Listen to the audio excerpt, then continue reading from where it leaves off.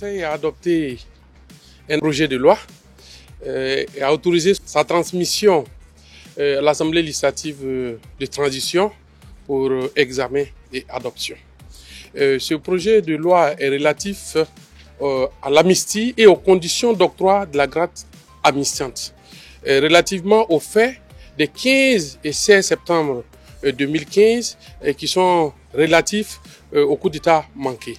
Donc dans le cadre de cette affaire, il y a eu un premier jugement par le tribunal militaire, lequel jugement a fait l'objet d'appel. Mais depuis lors, la procédure en appel n'a pas encore connu de suite.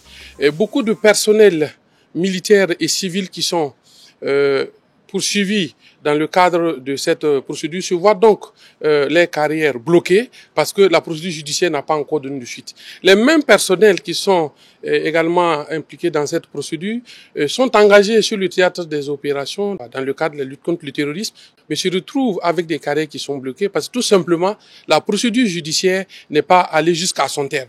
Et ces personnes bénéficient toujours de la présomption d'innocence, mais se voient pénalisées parce que tout simplement la procédure judiciaire n'est pas conduite à son terme. Le contexte particulier que nous vivons, qui est marqué par la lutte contre le terrorisme, laquelle lutte fait appel à l'ensemble des énergies, des intelligences et des forces, il était nécessaire de prendre en compte l'engagement patriotique et le sacrifice qui est consenti par ces personnels-là et de leur offrir l'amnistie et la grâce amnistiante à travers ce projet de loi.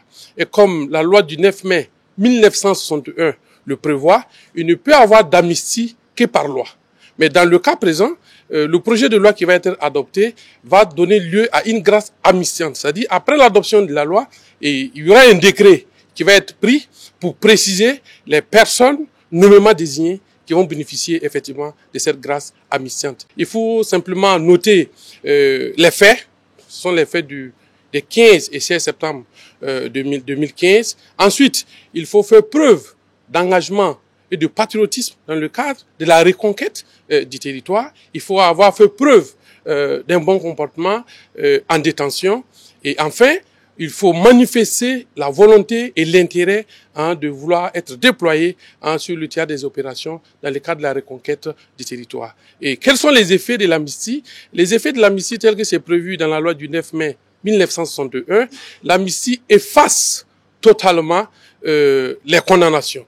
C'est un peu plus que la grâce, parce que la grâce présidentielle, par exemple, qui est accordée, exempte de la mise en exécution de la peine qui a été prononcée. Mais l'amnistie efface totalement la peine, de sorte qu'elle ne peut plus être présentée dans la carrière ni dans le casier judiciaire de l'intéressé. Voilà ce projet de loi qui a été adopté. Le Conseil des ministres a autorisé à ce qu'il soit transmis à l'Assemblée législative de transition pour être adopté incessamment.